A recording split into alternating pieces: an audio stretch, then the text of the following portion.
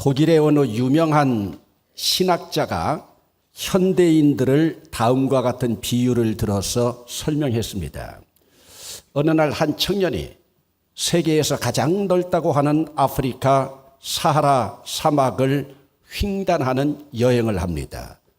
그는 많은 장비를 갖추고 무엇보다도 식수를 충분히 준비했습니다. 그런데 며칠 가지 않아서 그 식수가 다 바닥이 났습니다. 그는 기진에서 쓰러졌습니다. 그리고 실신하기에 이르게 되었습니다. 그러다가 한참 후에 눈을 떠보니 눈앞에 야자수가 보였고 나뭇잎이 날리고 있는 것을 보게 되었습니다. 이제 죽을 때가 되니 환각까지 보이는구나 생각하면서 애써 눈을 감았습니다. 그러자 그 귓가에 물소리와 새소리가 희미하게 들려왔습니다. 그러자 그는 이제 내가 죽어가게 되는구나 하고 또다시 자연의 소리에 귀를 닫습니다.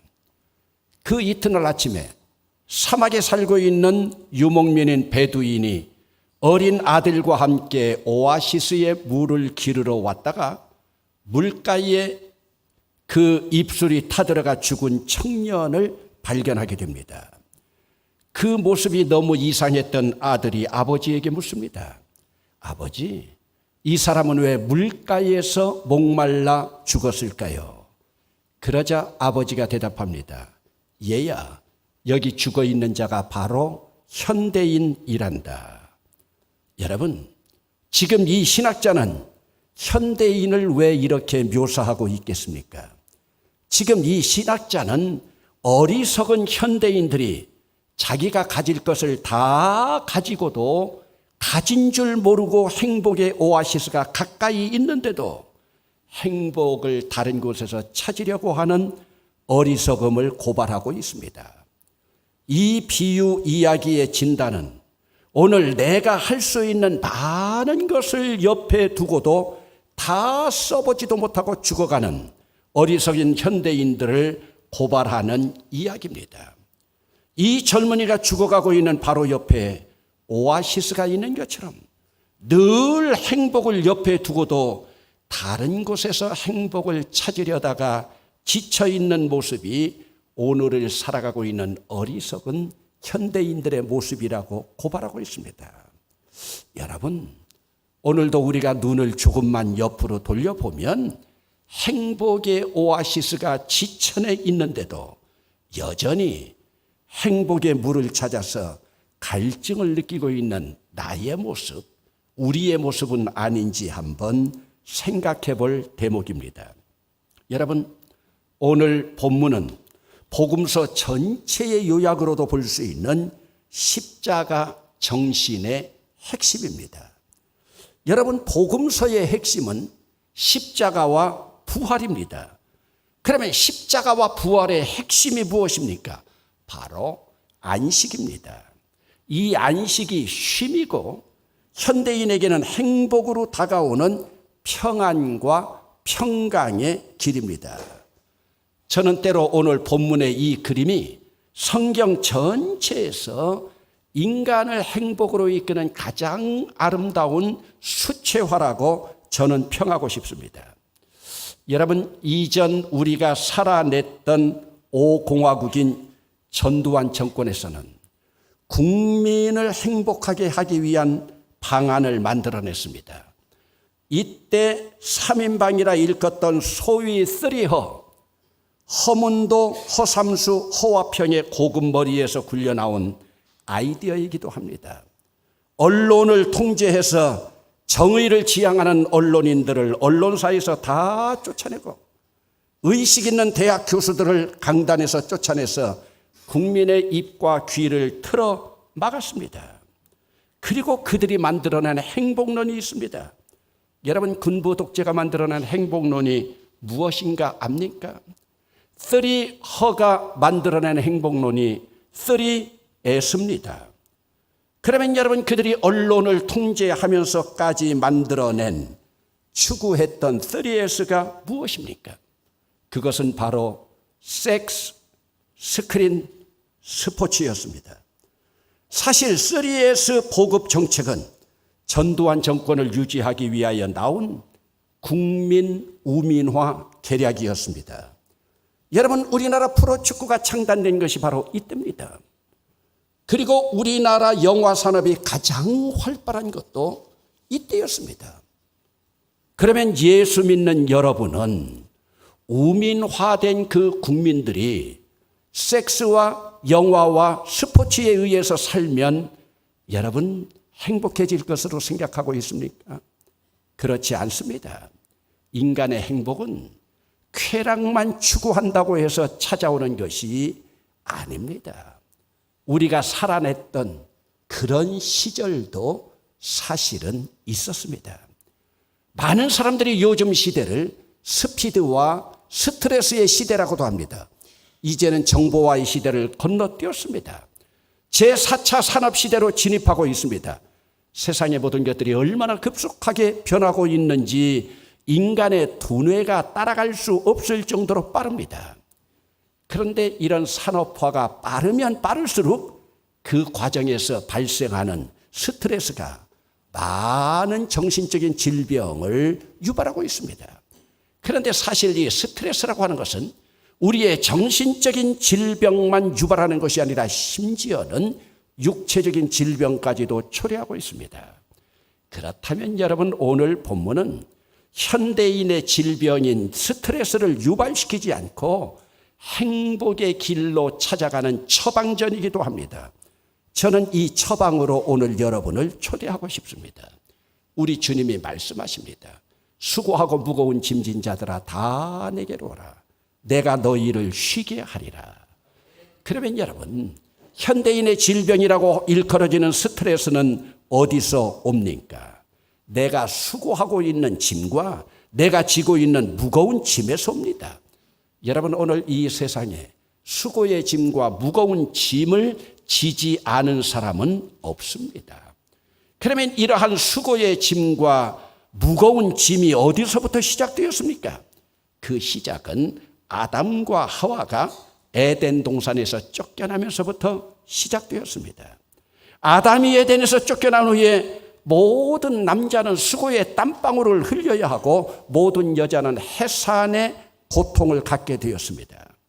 어찌 보면 우리 인간은 이때부터 수고의 땀방울에서 오는 고통과 해산의 고통에서의 해방을 추구해 왔다고 해도 과언이 아닙니다. 그래서 철학자 소크라테스는 결국 해방의 해결책으로 너 자신을 알라고 말했습니다. 석가모니는 해탈을 통해서 부처가 되라고 했고, 공자는 성인 군자론을 설파했습니다. 공산주의 사상가인 마르크스는 계급을 타파하고 사유재산을 부정하면서 생산을 공유하는 데서 행복이 온다고 했습니다. 여러분, 그러면 지금까지 이들이 주장했던 그 사회가 진정으로 행복한 사회였습니까? 아닙니다. 많은 사상가들이 그들의 행복론을 외쳤지만 세월이 흘러가면서 사회는 더 행복한 사회와는 거리가 먼 세상으로 변질되어져 갔습니다. 여러분, 왜 세상이 행복과는 점점 더 멀어져 갔겠습니까? 많은 사상가들의 외침은 인간의 근본적인 문제를 해결할 수 없었기 때문입니다. 여러분, 그렇다면 인간의 근본적인 문제가 뭡니까? 그러면 저도 여러분에게 한번 질문하겠습니다. 아담과 하와가 왜 수고와 해산의 고통을 받게 되었습니까? 여러분, 오늘 우리 질문은 여기서부터 시작되어야 합니다. 바로 그들의 죄 때문입니다. 무슨 죄입니까? 하나님 앞에 불순종한 죄입니다. 그러면 여러분, 무엇에 대한 불순종입니까?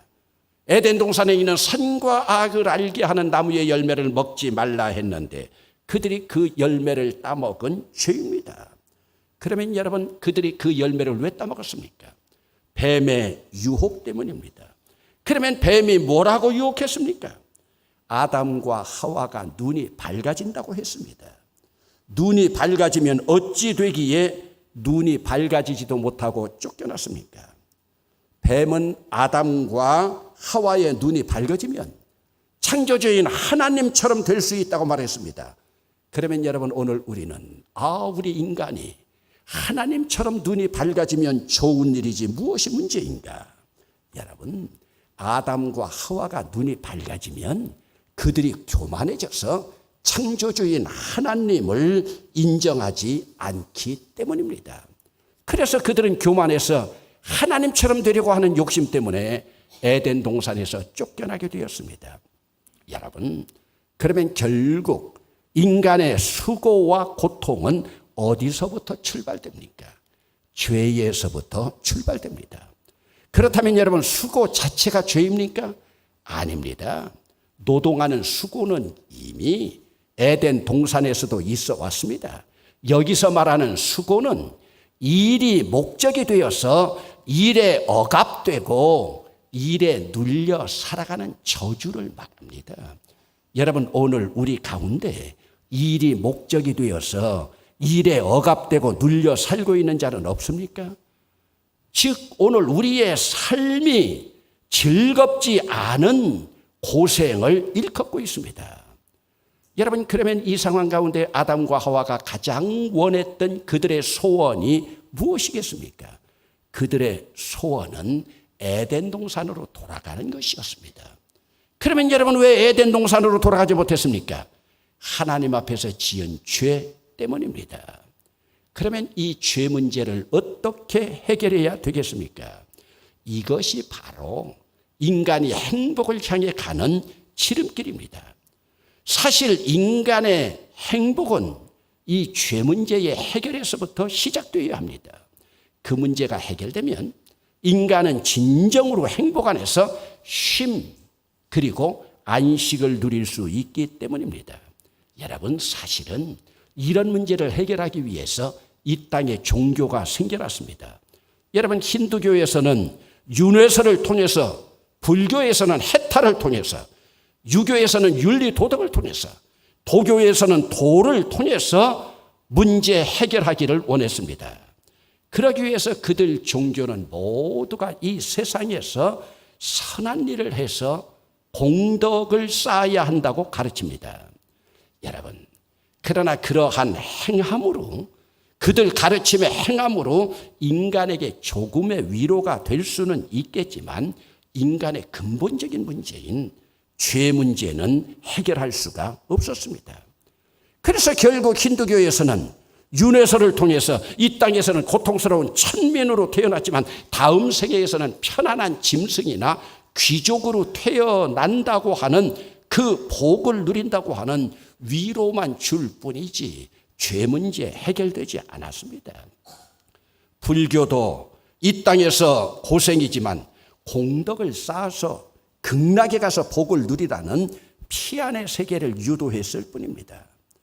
여러분 그러면 이 죄 문제를 유대교 지도자들은 어떻게 해결하려고 했습니까? 바리새인들이나 율법사들 여러분 잘 알고 있지 않습니까? 그들은 이 죄의 문제까지도 율법으로 해결하려고 했습니다. 그러나 그 율법은 백성들에게 더 큰 멍에와 짐이 되어서 율법주의의 굴레까지 씌워줬습니다. 여러분 죄짐을 벗겨주려고 한 것이 더 큰 멍에와 수고의 짐을 가하게 되었습니다.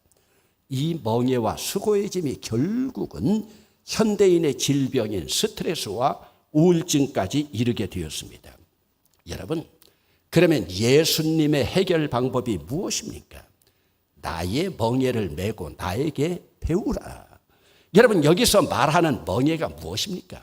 이전 우리 시골에서 보면은 소나 말에게 짐을 실을 수 있도록 만든 한자로 8, 8자의 모양으로 된 도구입니다. 나의 멍에를 메라고 하는 이 말씀은 짐을 벗는 것이 아니라 예수님의 멍에를 메라고 하는 말씀입니다. 아니 예수님 앞에 와서 수고와 해산의 고통을 벗으려고 왔는데 또 멍에를 메라고요? 여러분 똑같은 멍에인데 세상에서 주는 멍에는 굴레와 속박의 멍에인 반면에 예수님의 멍에는 행복이고 안식이고 쉼이고 평안입니다. 여러분 똑같은 땀방울인데 내가 먹고 살기 위해서 흘리는 수고의 땀방울은 무거운데 주님을 위해서 지는 멍에는 행복이고 안식이고 평안입니다. 여러분, 오늘 우리 신앙이 2단계까지는 와야 됩니다. 여러분, 그러면 이 멍에는 어떻게 맬 수가 있겠습니까? 예수님의 십자가 앞에 우리의 수고와 짐을 내려놓고 예수님이 주시는 멍에를 맬 때 진정한 안식의 평화를 누릴 수 있습니다. 여러분, 예수 십자가 앞에 내려놓은 나의 가장 큰 수고의 짐, 그리고 나의 죄의 짐, 그것을 내려놓고 예수께서 주시는 그 멍에 죄사함 받은 자녀들이 져야 할 내 몫의 십자가가 있습니다. 여러분, 이 십자가는요, 나 혼자 지면 무겁습니다. 나 혼자 지려고 하면 견디다 못해 쓰러질 수밖에 없는 멍에지만 주님과 함께 지는 십자가 멍에는 짐이 아닙니다. 이것이 바로 자유입니다.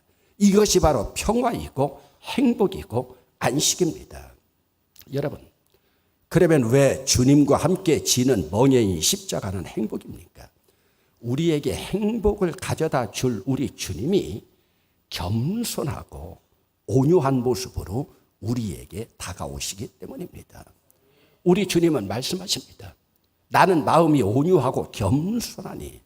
여러분, 지금까지 이 세상에서 우리의 짐을 벗겨주고 행복의 길로 인도하는 사람들의 모습은 모두가 더 많은 공력을 쌓아야 한다고 우리에게 의무와 무거운 짐을 더 지워준 사람들이었습니다. 바리새인들과 율법사들은 더 큰 율법의 짐을 지워 주었고, 마르크스는 계급 투쟁을 통해서 더 많은 생명을 죽이는 아픔을 주었고, 공자의 도덕률은 인간이 지킬 수 없는 성인 군자의 도덕을 설파했고, 불교에서는 인간이 평상적인 인간이라고 하면 이룰 수 없는 참선을 통한 해탈을 강요했습니다. 그러나 여러분, 우리 주님은 온유하고 겸손한 마음으로 새로운 비전의 명예를 우리에게 지기를 원하십니다. 그러면 여러분, 범죄해서 에덴 동산에서 쫓겨난 아담과 하와가 해야 할 일이 무엇이겠습니까? 다시 에덴 동산으로 돌아가는 길이었습니다. 그 길만이 행복의 동산으로 가서 영원한 안식을 누릴 수 있는 길이기 때문입니다. 그러면 여러분, 어떻게 돌아갈 수 있습니까? 그 동산의 주인이신 하나님이 보내주신 그 아들의 손을 잡기만 하면 됩니다. 세상 많은 사람들이 믿는 사람들까지도 에덴 동산 주인의 아들의 손을 잡았다고 착각하는 사람들이 있습니다. 예수의 손을 잡되 그냥 손만 잡아서는 되지 않습니다. 저는 여러분에게 묻고 싶습니다. 여러분들이 예수님의 손을 잡되 피 묻은 예수님의 손을 잡았는가? 여러분 손에 예수님의 십자가의 흔적이 있는가? 여러분, 그러면 여러분은 예수님의 멍에, 내 몫의 멍에를 지고 있는 것입니다. 여러분, 일반적으로 이번 주간부터 학교에서 방학을 하고 또 일반 직장에서도 여름 휴가가 시작됩니다. 모두가 인간은 쉼이 필요한 계절입니다. 이런 휴가 계절에 휴가나 방학을 통해서 더 큰 스트레스나 억압의 굴레에서 벗어나서 예수님의 멍에만을 지고 훨훨 자유를 누리는 쉼의 계절, 안식의 계절이 되어야 합니다. 여러분, 주님과 함께라면 예수 잘 믿는 사람은요, 잘 놀고 즐길 줄도 알아야 됩니다. 여러분, 그리스도 안에서는 잘 놀고 즐기는 것이 바로 경건입니다. 우리에게는 경건이 잘못 오리엔테이션 되어가지고 예수 믿는 사람이 잘 놀고 즐길 줄 알면 경건하지 않은 것으로 착각하고 있는데, 여러분, 오늘도 여러분들이 예배를 드리는데 강압적으로 아니면 저주받을까 봐 무서워 여러분들이 이 자리에 앉아 있다면 여러분들은 아직도 율법의 노예입니다. 오늘 우리는 주님 앞에서 예배하는 것까지도 놀이의 문화로 그리스도 안에서 진정한 놀이의 모습으로 나가야 됩니다. 그리고 오늘 우리는 우리의 휴가를 짐으로 삼지 말고 그리스도를 바라보면서 재충전을 향한 기회로 삼아야 됩니다. 여러분, 우리 주님은 진정으로 여러분들이 쉬는 걸 원하고 있습니다. 여러분들이 안식하는 걸 원하고 있습니다. 이것이 예수 믿는 자들의 모습입니다. 주님이 원하시는 진정한 쉼, 진정한 안식, 우리의 것이 되기를 주의 이름으로 축원합니다.